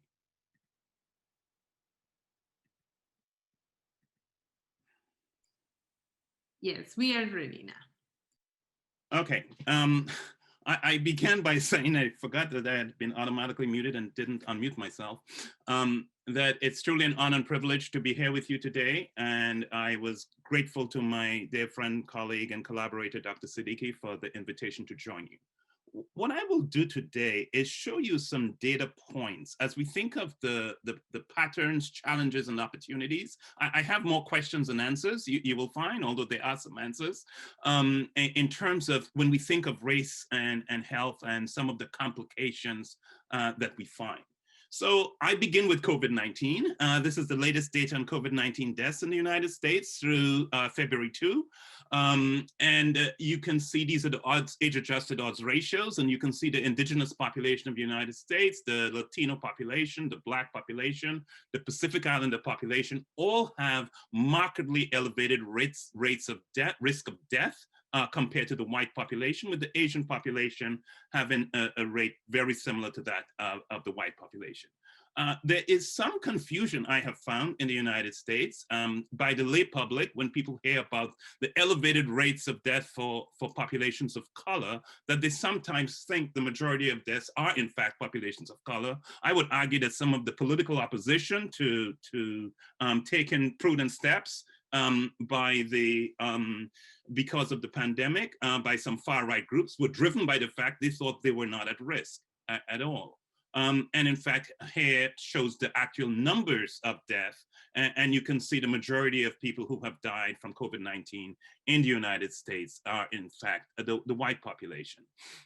One of the issues we need to better understand, the racial ethnic data in health that I most heavily study is the US data, but the patterns are consistent around the world where we have data.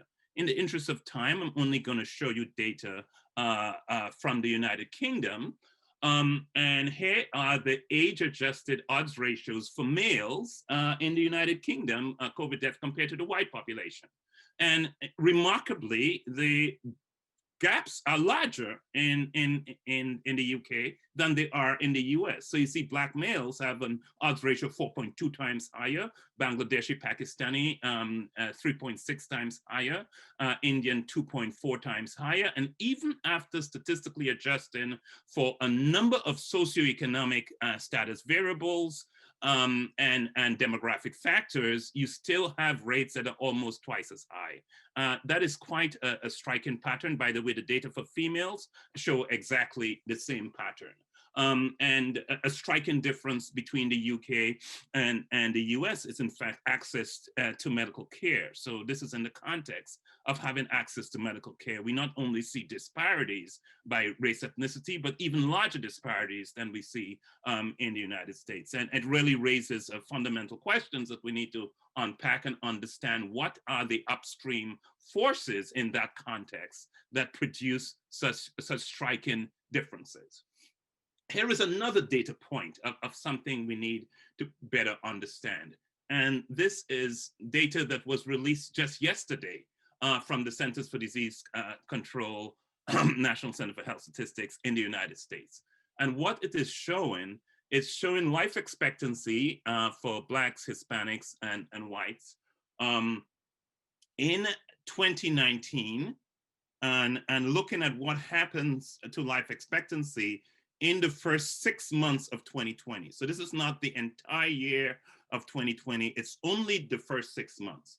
But what is evident is striking declines in life expectancy. It's striking in terms of the patterns we normally observe, especially for Hispanic and Black individuals. Here is the data broken down by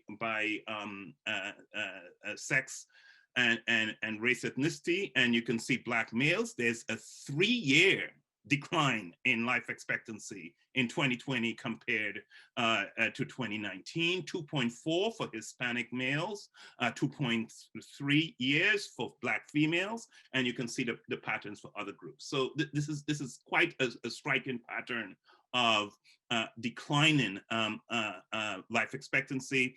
And remember, this is only the first 6 months. If you look at deaths from COVID-19, there was a peak of deaths in the United States in April, May, June, declined somewhat during the summer, then picked up again in the late fall, late October, and with November and December in the United States, COVID-19 became the #1 cause of death in the United States every day, every week, November and December, and then even January was worse than December. So this is not even the full story. I think when we see the entire year, we expect to see even larger declines in life expectancy. One of the things we need to keep our focus on is how do changes in economic status affect population health, and how do declines, COVID-19 is not just deaths, but it's also loss of employment. Even many of the persons who have recovered from COVID-19 are not able to go back to their prior employment opportunities. So what's the economic impact of COVID-19 on poor communities? And we have data, and this is just trend data. This is no assessment of the causal relationship between the two, but it's nonetheless a striking pattern.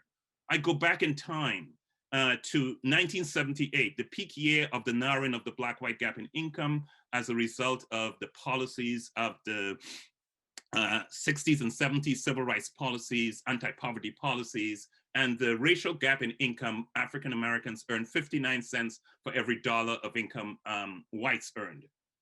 From 1978, the income gap widened throughout the decade of the 1980s. Reaganomics was not good for the Black population, and we had absolute declines relative to whites, or declines relative to whites in income. And it wasn't until the mid-1990s that the Blacks came back up to where they were in 78, above where they were in 78. By the way, just in passing, in 2018, the last year for which we have full income data for the US, African-American households in the US earn 59 cents for every dollar whites earn, identical to 1978.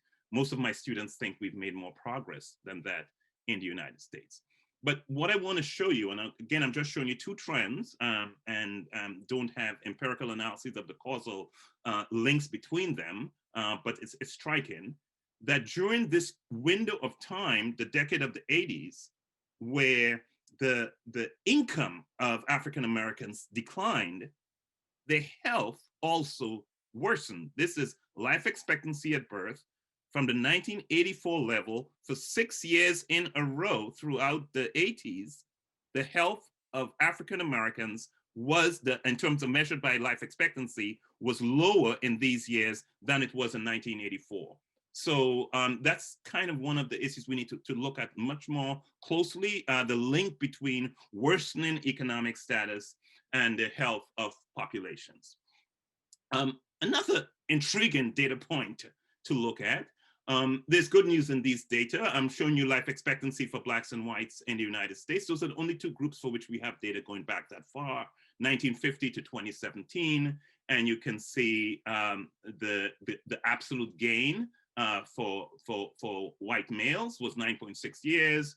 For white females, 8.8 years. For African-American females, 12.4 years. For African-American females, 15.2. So we see absolute larger gains for Blacks, but we still see quite striking differences in life expectancy that exists today in 2017, racial gaps in life expectancy that are still quite large. But we see some intriguing things that we don't, most people don't quite realize.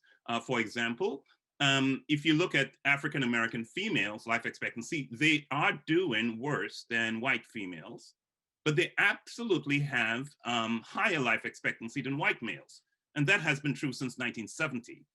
So really better understanding what are the drivers of these changes, what results and responsible for the differential patterns that we see over time really raises important questions that I think we still don't have good answers to in population health.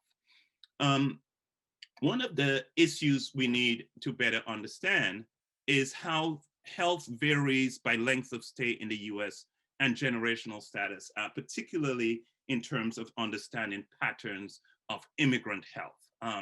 There have been studies of this looking at the Latino and other populations. Here is national data for the United States, population-based surveys looking at persons in treatment and not in treatment.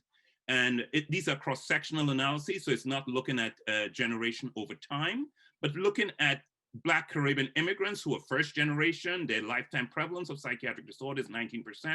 If they are second generation, that means they were born in the US, but their parents were immigrants. It jumps to about 35%, which is where the US average is. And by the third generation, they're born in the US, their parents were born in the US, but their grandparents were immigrants. It's 54.6%. That's the highest prevalence I have seen for any population group of any DSM-4 defined psychiatric disorder. And we see a similar pattern for the Latino or Hispanic population from first generation to second generation to third generation. We see worsening health. I can readily make sense of what happens to the second generation. For both the Latino and the Caribbean Black population, by the second generation, they have regressed to the mean of where the US is. I am still struggling to fully understand why the third generation, those young people who are even further removed from the migration experience, why is their health even worse than we see for the second generation? For the Asian immigrant population, we see worsening health from the first to the second generation, but not quite to the third. The trend does not continue. And my hypothesis is it's been cushioned by socioeconomic status. Asians is heavily made up of an immigrant population in the United States, although I acknowledge there's dramatic heterogeneity within that population, with the Hmong, Laotian, and Cambodian doing very poorly in terms of socioeconomic status. But as a group, they have higher levels of income than the white population, for example. I think that there's the worsening health over time that we see by generational status, but it might be cushioned by higher levels of socioeconomic status. And someone says, well, that's mental health data. So let me show you another source of data, national data for the United States, using a 10-item measure, which the researchers called allostatic load, looking at risk across multiple physiological dimensions. And I'm showing you data for the US-born white, Black, and Mexican population, and then for foreign-born Mexicans. And for purposes here, let's just look at the blue bars, which are persons aged 45 to 60. And what you can see is that whites have the lowest level among the US-born. Whites have the lowest level of allostatic load. The higher the load, the higher is your risk, so that's a good thing. And you see African Americans and US-born Mexican Americans have levels, these two levels are not statistically significant, but levels that are higher than that of the white population. If we look at foreign-born Mexicans, 0 to 10 years in the United States, they have a level of biological dysregulation by age 45 to 60 that is comparable, not different from that of whites. By 21 or more years in the United States, they have a level of biological dysregulation that does not differ from the US-born Mexicans, which is not different from that of African Americans. So we see a change in their physiological profile by increasing length of stay in the United States. One of the huge issues we need to pay more attention to in understanding populations, in this case, I'm illustrating the Hispanic or Latino population in the United States, but it's a much more generic issue of really paying much more attention to the heterogeneity of these populations. And just to illustrate that, this is Hispanics in the US, the percent with a college degree. And you can see for some South American populations, it's relatively high. It's right where the US average is. Whites in the United States, it's about 31, 32% have a college degree. But you can see for some other groups, the Mexicans, which is almost 2/3 of the Hispanics in the United States, it's 11%, markedly lower than that of even of the Black population. And you also see it for some of the Central American populations. So that when we group these kind of populations characterized by considerable heterogeneity, by these global indicators, we are masking some important patterns that exist. One of an important issue we need to better understand, we do have some understanding and awareness, is to understand the ways in which institutional, structural, upstream dimensions of racism shape access to opportunity in the United States and health. I particularly have studied the role of residential segregation. John Sell, who wrote a book about it, argued it was one of the most successful domestic policies of the 20th century in the United States. And just to illustrate what it does, I'm drawing on the work of Professor Dolores Acevedo Garcia of Brandeis, who created a neighborhood opportunity index for every county in the United States, ranking neighborhood areas based on 28 different indicators of opportunity for children, she calls it. Quality of schools, adults with high-skilled jobs, home ownership rates, income levels, quality of the environment, and access to resources like healthy food outlets and green space. And what she's able to show in the 100 largest metropolitan areas in the country, in the US, 2/3 of all Black children live in low or very low or low opportunity areas. That's true for 58% of Hispanic kids and 53% of indigenous kids, compared to 1 in 5 white and Asian kids. If we look at the high end, almost 2/3 of white and Asian children, compared to 1 in 5 Black and Latino kids, live in high or very high opportunity neighborhoods. So it's the access to opportunity at the neighborhood level that is a powerful driver of health. And what that means in our health research, we need to pay much more attention to geography and to place and to exposure to risk at the neighborhood level, and understand how these exposures affect the life course and affect exposure to adversity, as well as resilience factors over time. We also need to better understand what I call some ominous storm clouds. Here is one study that looked at national data for the United States, the rates of suicide among elementary school children. So this is suicide rates, national data for the US among elementary school children between 1993 and 2012. And what they found was that rates had declined for whites, rates had remained stable for Blacks, stable for Asians and Hispanics, but rates had doubled for Blacks. I'm showing you the data here just for boys, Black boys, that shows the doubling of suicide among children 5 to 11 years old in the United States. And it raises the question, what does it mean to grow up Black in America? And what are the consequences that has where we see among elementary school children such dramatic changes? And just to illustrate how we need to unpack much more carefully than we've done historically the multiple risks that populations are exposed to, here is a study that I was involved with, the first study of online discrimination in mental health. And looking at youth in the United States in middle and high school, we were able to show that exposure to discrimination in online contexts predicted depression and anxiety symptoms independent of offline discrimination and independent of a global measure of adolescent stress. So we documented the unique contribution to mental health of discrimination experienced online. My colleague who led that study just published another study looking at exposure to online traumas for Latinx and Black adolescents, and document that just seeing online someone from their racial group beaten, arrested, detained, or being shot by the police leads to increases in PTSD and depressive symptoms. So the challenges that these populations face, we need to think through. And then community bereavement is a term Deborah Umberson has coined. When we say there are large racial ethnic differences in mortality, it means in the United States, compared to whites, Black children are 3 times as likely to lose a mother by age 10, and Black adults twice as likely to lose a child by age 30 and a spouse by age 60.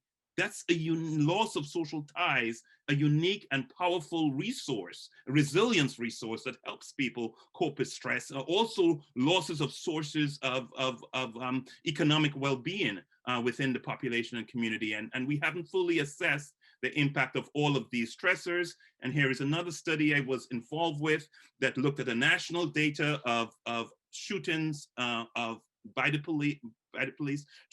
police shootings of unarmed Black and whites for that matter. And we were able to document, linking it to another national database of mental health, that every police shooting of an unarmed Black male led to worse mental health, not just for the family and friends and relatives, but for the entire Black population in the state within which that occurred for the next 3 months. So we really need to unpack all of these stressors that exist and how they might impact health. I want to wrap up here so we have some time for discussion. I'm looking at the time.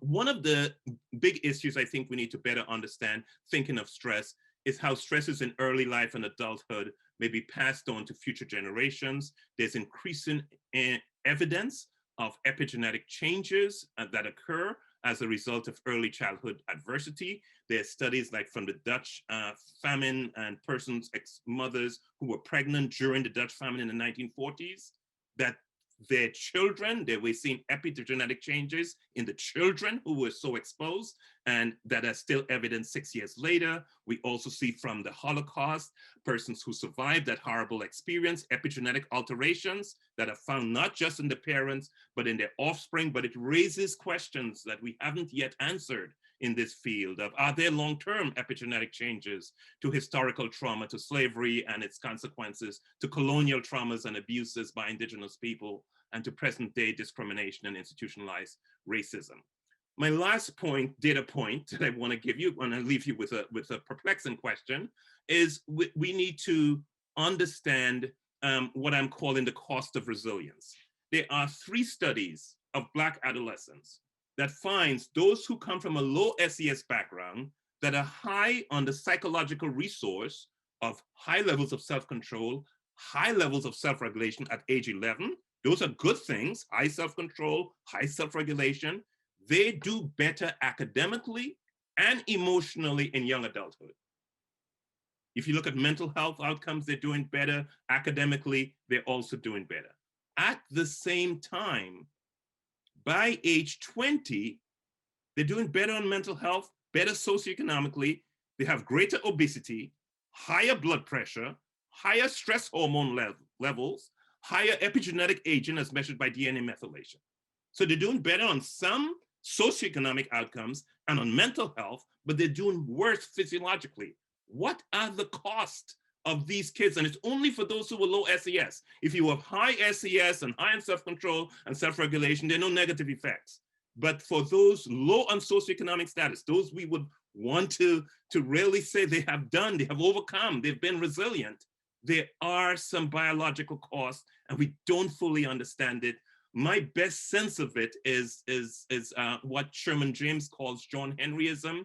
It tells the story of a legend of this powerful, strong African-American male who entered an epic battle with a mechanical steel drill, won the battle, but died immediately thereafter from exhaustion.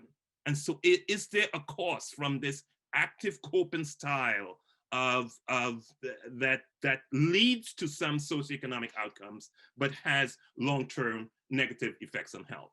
I hope I've raised enough questions that have provoked your mind to think of really important priorities that we yet need to understand in this area. Thank you so much. Thank you, Dr. Williams. Really, thank you for such a nice, comprehensive, and very informative presentation that touches a lot of like my fibers. I am Black, I am Latina, I live in North America, I work on social infectious diseases, and also like a lot of my studies are focusing now on the spatial distribution. So when you say pay attention to geography, it is something that it really, really matters to me. I know that we have very little time left, but I will ask the audience, for those who could, to stay a little bit longer, to stay with us at least 5 more minutes, because there are like very interesting and very pressing questions that we have from the Q&A. I know that some of the panelists have already answered those questions, but I still want to address some questions. Before, I would like the team, the communications team, to put the poll questions. If you could post this, great, thank you. In the meantime, I will start by asking Dr. Laura Rosella. I will ask the same question to all panelists, but I will start with Dr. Laura Rosella with some of the questions that we have from before, and is, what do you think, or what should we do as researchers, in the academic community, to ensure that the real population gets benefit from our academic research? Yeah, this is a great question, and one I grapple with a lot. I mean, first and foremost, if we want our research as academics to have impact, we have to build relationships with the people that are using the evidence, and also those where the evidence applies to. And so relationship building takes a lot of work and effort and time. And it's something that you can't just do. And there's not much to show for it in terms of your CV, and all those talks and discussions, and really trying to understand and empathize with the different points of view. So that brings me to the next piece, which is really about the incentives that we have in academia and the support that we have to do that type of meaningful engagement. Do we have the time, space, resources, and are we incentivized to do it? Because if we're not, then it won't happen, not because we don't want it to, but just all of the demands on our time. And so those are the two things I would say, is we need to recognize that those are relationships. All relationships in life take investment and time, and then we need the incentives and support to actually make those relationships happen. When we start from that place, it's actually quite amazing what happens. Great, thank you. Dr. Stepner and Dr. Williams, do you have any insights about this? How do we really make sure that the real population gets benefit from our research? I agree completely with what Dr. Rosella just said. And in particular, I think it's also important to build relationships with the public themselves, to communicate our research to the public more broadly. Because, for example, as an economist, can't tell you how much more often I hear about economic inequality, which already is progress. 10, 20 years ago, we heard a lot less about economic inequality. But economic inequality gets so much more attention in the media, the opinion pages of the newspapers, than health inequality, even though health inequality is massive. It's a difference in how long people will live, and it's also related to economic inequality. These two things are not independent pieces.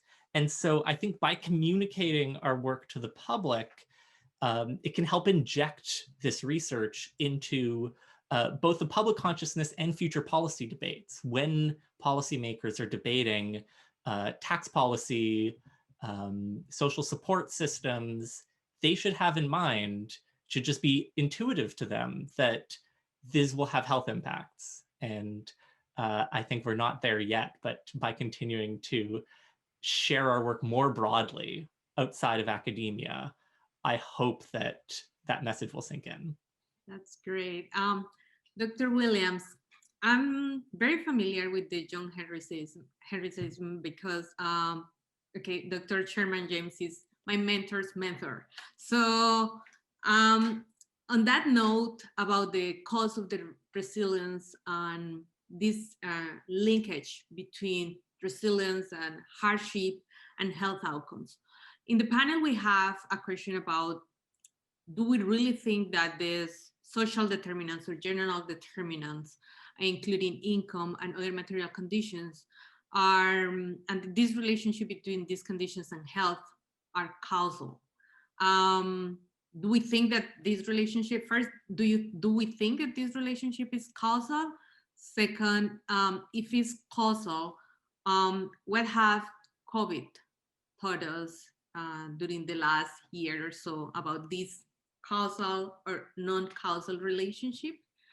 I think at the last question, which is a rhetorical question, what can we do to address those issues? So, I mean, let me try to give a high-level answer. I think if we look at all of the data between economic status and health, the associations are bidirectional. That poor health can lead, and I think we had an illustration of that in Michael's data itself, showing how a major health event like a hospitalization led to declines in income for quite a while. And we have data that illustrates that with severe mental health problems early in life can lead to markedly reduced educational attainment and income levels over the life course. So I think that the data is bi-directional. Poor economic status can lead to worsening health, and poor health can lead to worsening economic status. I would say at the population level, my sense would be that not the only, but the predominant causal link is between poor economic conditions leading to worse health. But the opposite is also true. So it's both. It's not either or, it's both. Do we have evidence that if you improve economic conditions for individuals with no health intervention, that health is improved? Yes, there are a number of studies that have shown that, high quality studies that showed improving economic conditions leads to improved health with no health intervention. Great. I know that we have just 1 minute left, but one of the issues that we have when we do research on health inequalities and these proven results that we have often fell short because of the limited sample size. Sometimes we are just restricted to a specific area or a small area or a small research group. And it is always or often difficult to translate this information into policy that actually address these issues at the larger scale. We have talked about the policy and involving policy making and involving decision makers in our research and trying to translate this information. I don't know if any of you have like a last insight about this before we finish today. Let me comment briefly on, I think the points that were made about getting our work to the community and getting our work to policymakers is important. I completely agree that academia as it's currently organized does not reward that work. And because we can't send the papers that we publish in a scientific journal to the public or to policymakers, we need to create versions that they could quickly understand, that are very brief and are to the point. So that's one issue, and we're not rewarded for doing that. So that's a barrier. I think though, in the policy space, we face a number of challenges. One is, and this is clearly based, my comments is based on US data.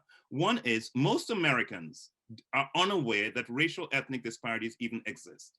Maybe COVID has helped to change that, but national studies have been done. There are black-white differences in life expectancy or infant mortality, and the majority of adult Americans don't know. You're never mobilized to solve a problem if you don't know it exists, number one. So we need to raise awareness levels. Secondly,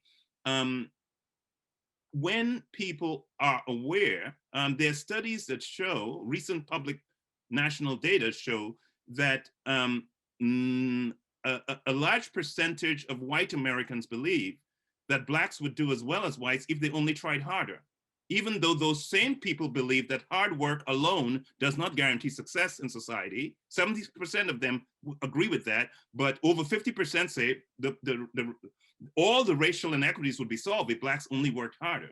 And related to that, there is research on a large racial gap that exists in empathy. And so that if there's a population you feel that's not doing well and it's their fault, and if you also, the pain that they experience, you can't relate to, and you don't, it does not affect you, does not generate compassion. So, I mean, we have some challenges of raising awareness levels, of helping people to understand what are some of the underlying causal forces, and how do we generate empathy where we can tell the story of the plight of disadvantaged populations in ways that emotionally connect with individuals, where they feel this is unacceptable and it can generate a political will to do something about it. Knowledge alone is not enough. Our big challenge is, how do we generate the political will to take the needed actions? Thank you. Yes, Dr. Rosella. Yeah, I'll just add a little bit from maybe the Canadian perspective. I think anytime you're interacting with policymakers, it's important to understand that they have a point of view, they have a portfolio, they have a task that they have been assigned, and it may or may not line up with your point of view. But when it comes to population health, there's a way to frame the benefits that actually relate to all portfolios in government, in my opinion. And so trying to make the message appealing from helping solve the problem that they're trying to solve as well, is something that I think we could do a better job of. We can reframe a lot of the work that we do in public health across all ministries and government, and that would go a long way. I'll also just really underscore the empathy piece when as a society we care about each other more, and that starts in communities. I think that goes a long way. Thank you so much. Thank you, everyone. Thank you, Dr. Galea, Dr. Rosella, Dr. Williams, and Dr. Stepner for being with us today.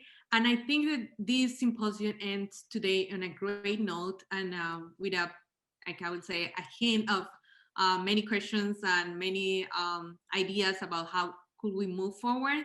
And it's the perfect opportunity to invite you to join us during the next Friday for our last event, because we will talk about policy and policymakers. So we will have experiences from Australia, we will have a former policymaker, and then we will have our Dean of the Dalla Lana School of Public Health. So thank you everyone for being with us today. The recordings are in the Dalla Lana School of Public Health YouTube channel. Please look at that. And if you have any questions, just let Dr. Siddiqui and myself know. Thank you, thank you, thank you, and see you next week.